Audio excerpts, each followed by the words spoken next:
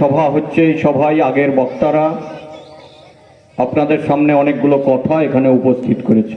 রাজনৈতিক টানাপোড়েনে দলবদলের বড় ঝটকা এবার ভরতপুর তৃণমূল কংগ্রেসের। জেলা সম্পাদকের হাত ধরে সিপিএমে যোগদান তৃণমূল কংগ্রেস কর্মীদের।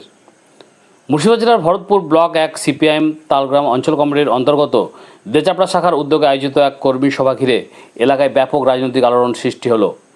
রবিবার বিকেলের এই সভায় প্রধান বক্তা হিসেবে উপস্থিত ছিলেন সিপিএমের জেলা সম্পাদক জামির মোল্লা সহ এক ঝাঁক প্রথম সারির নেতৃত্ব।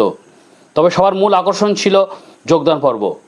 দীর্ঘদিনের বঞ্চনা ও ক্ষোভ উগরে দিয়ে শাসক দল তৃণমূল কংগ্রেসের বেশ কয়েকজন সক্রিয় কর্মী সমর্থক জেলা সম্পাদক জামির মোল্লার হাত থেকে কাস্থাতুড়ি তারা খচিত পতাকা তুলে নেন। তৃণমূল ত্যাগ করে লাল ঝান্ডার তলায় আসা এই কর্মীদের স্পষ্ট দাবি, তারা এতদিন তৃণমূলের একনিষ্ঠ সমর্থক হিসেবে কাজ করছিলেন, কিন্তু বর্তমান তৃণমূল কংগ্রেসের রাজনৈতিক শূন্যতা ও পরিস্থিতির জেরে বাধ্য হয়ে তারা বিকল্প হিসাবে সিপিএমের পথ বেছে নিলেন।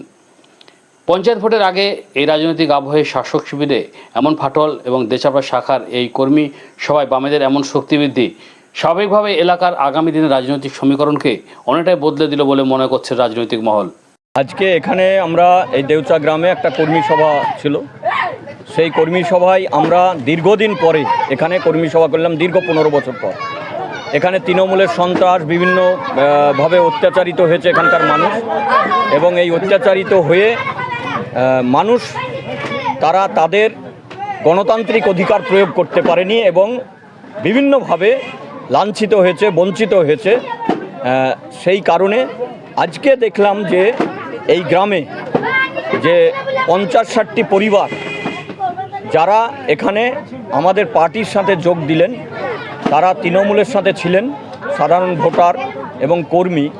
আজকে তৃণমূল দলটাই তো উঠে গেছে, ফলে তৃণমূল দলের তারা যা দেখেছে কারবার, তাতে বীতশ্রদ্ধ হয়ে আমাদের সাথে তারা যোগ দিলেন, এবং এই যোগ দেওয়ার পর তারা সিপিআইএম পার্টিটা ভবিষ্যতে এই গ্রামে এই এলাকায় ভালোভাবে করতে চাই। সবচাইতে বড় কথা, সিপিএম পার্টি করলে তো হবে না।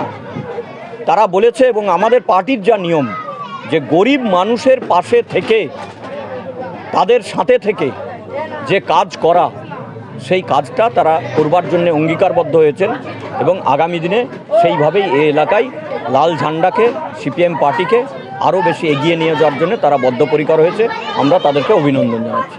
ভরতপুর বিধানসভার বিধায়ক তৃণমূলের যিনি, এটা প্রথমে দেখলাম যে এটা যেহেতু তৃণমূল জিতেছে, কিছুদিন পরই জানেন যে আপনারা সেটা বিজেপিতে চলে গেছে। তারপরে কি বিভিন্ন জায়গা থেকে যে গ্রাম থেকে সদস্য থেকে আরম্ভ করে প্রধানদের ওঠানো হচ্ছে না পুলিশ প্রশাসনের পক্ষ থেকে, হঠাৎ কি তার জন্যই বন্ধ হয়ে গেল? আপনারা কি মনে করেন? দেখুন, তৃণমূল যে সেই হচ্ছে বিজেপি, এখানে কোনো ফারাক নেই। ওদের মুদ্রার এপিট আর ওপিট। আজকে তাকে দেখবেন তৃণমূল, কালকে যে বিজেপি হয়নি এটা বোঝা যাবে না। ফলে তৃণমূলের কালচার এবং সবটাই হচ্ছে এটা, আজকে যা বিজেপি যা কালচার, তৃণমূলের কালচার সংস্কৃতি প্রায় একই। তার কারণ হচ্ছে একই হবে এই কারণেই যে এই দুটো দলই পরিচালিত হয় আরএসএসের দ্বারা, নাগপুর থেকে। এদের আলাদা কোনো অস্তিত্ব নেই, এরা নাগপুর থেকেই পরিচালিত হয়। মোহন ভাগবত যে দলের নেতা, আরএসএসের নেতা, তার মাধ্যমেই এই দলটা পরিচালিত হয়। ফলে একই সংস্কৃতি, একই কালচার। তৃণমূলের ক্ষমতা চলে যাওয়ার পর থেকে আমরা দেখছি মুর্শিদাবাদ জেলার বিভিন্ন জায়গায় তথা গোটা রাজ্যে পৌরসভা থেকে এবং প্রধান থেকে সবাই রিজাইন দিচ্ছে, আর সেখানে বিজেপির কর্মীরা গঙ্গা জল দিয়ে শুদ্ধ করছে। এটা কোন চোখে দেখছেন? গঙ্গার জল দিয়ে শুদ্ধ করার সেই বিষয়টা তাদের যা সংস্কৃতি সে তারা করছে, কিন্তু তৃণমূল কাদের উপর ভর করে থাকবে? আমরা তো বারে বারে বলেছি, সভা সমিতিতে বিভিন্ন জায়গায় বলেছি যে তৃণমূল দলটা টিকে আছে পুলিশ প্রশাসনের উপর নির্ভর করে। পুলিশ প্রশাসন ওদের মাথা থেকে যেদিন হাত সরিয়ে নেবে, সেদিন ওদের দলটা থাকবে না। তা আজকে সরকার পরিবর্তন হয়েছে, সেই সরকার পরিবর্তন হওয়ার পর যারা সরকারের যে প্রশাসনের সুযোগ সুবিধা নিয়ে যারা চলতো, অন্যের শক্তির উপর যদি ভরসা করে আমি চলি, তাহলে সেই শক্তি যখন আমার কাছ থেকে চলে যাবে আমি দুর্বল হয়ে যাব। তা পুলিশ প্রশাসনের উপর নির্ভর করে যে দল চলতো, আজকে পুলিশ প্রশাসন নাই, তাই তারা ছিল, বীর ছিল, এখন হচ্ছে যে ছাগল হয়ে গেছে, সিংহ ছিল এখন ছাগলে পরিণত হয়েছে, বাঘ থেকে বকরি হয়ে গেছে। সিপিআইএমের কর্মীরা কি অক্সিজেন পেল তৃণমূল হেরে যাওয়ার পর থেকে? তৃণমূল হেরে যাবে এটা তো জানা কথা। অক্সিজেন পাওয়া না পাওয়া আমরা কারোর উপর নির্ভর করে অক্সিজেন নেই। আমরা পরিবেশটাকে ভালো করে ওই অক্সিজেন সিলিন্ডারের মাধ্যমে অক্সিজেন নিতে চাই না, পরিবেশটাকে আমাদের ভালো করতে হবে। তার জন্য দেখবেন সিপিআইএম পরিবেশ আন্দোলন নিয়ে সচেতন করার জন্য কথা বলে, তার জন্য গাছ লাগানোর কথা বলে। গাছ লাগিয়ে প্রকৃতির বাতাসটা আমরা পেতে চাই এবং এদেরকে মুক্ত করতে চাই, জঞ্জাল মুক্ত করে পরিবেশটাকে ভালো করতে চাই। লড়াই আছে, কঠিন লড়াই, বিজেপির বিরুদ্ধেও লড়াই কঠিন ও তৃণমূলের বিরুদ্ধে লড়াই কঠিন। আর ওই মেঝেতে জল ঢেলে কমিউনিস্ট পার্টি কখনো সাঁতার শিখতে চায় না, নদীতে কিংবা পুকুরে সাঁতার কেটেই সাঁতার শিখতে চায়। কঠিন পরিস্থিতির মধ্যে 15 বছর পার করেছি, তৃণমূল ছিল, এখন বিজেপি আছে। এই কঠিন পরিস্থিতির মধ্যেও আমরা লড়াই করেই আমাদের অস্তিত্ব টিকিয়ে রাখবো। আমাদের আগামী দিনে নির্বাচনে জয়লাভ করার জন্য পঞ্চায়েত আছে, পৌরসভা আছে, সেই লোকসভা আছে, যত নির্বাচন আছে সেগুলোকে ফেস করবো আমরা। তৃণমূল সরকার চলে যাওয়ার পর যে রাজনৈতিক শূন্যতা তৈরি হয়েছে, অনেক মানুষ দ্বিধাগ্রস্ত কোন দলে যোগ দেবে। সেক্ষেত্রে আপনাদের মুর্শিদাবাদের সাংগঠনিকভাবে দেখতে গেলে আপনাদের প্রথম খাতাকুড়ি থানাঘাট বিধানসভাতে এখানে আপনাদের বিধায়ক নির্বাচিত হয়েছে, তা মুর্শিদাবাদটাকে কোন চোখে দেখছেন?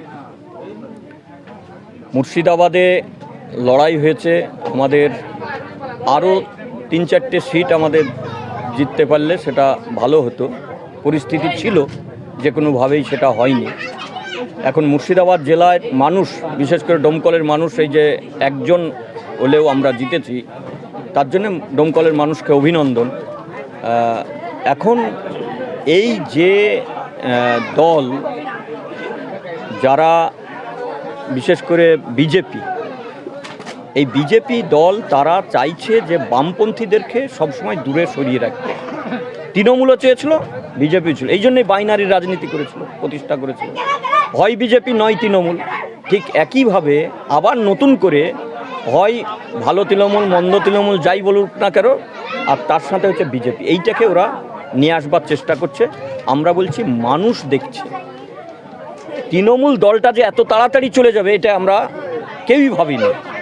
আমরা জানতাম দলটা থাকবে না, কিন্তু বিজেপি সরকার ক্ষমতায় এলো এত নিরঙ্কুশ সংখ্যাগরিষ্ঠতা নিয়ে, 208টা পেয়ে, তারপরে হচ্ছে যে এই বিজেপির বিরুদ্ধে মানুষের যে এত স্বতঃস্ফূর্ত এত তাড়াতাড়ি ক্ষোভ পেটে পড়বে, ক্ষোভ হবে, এটাও ভাবা যায়নি।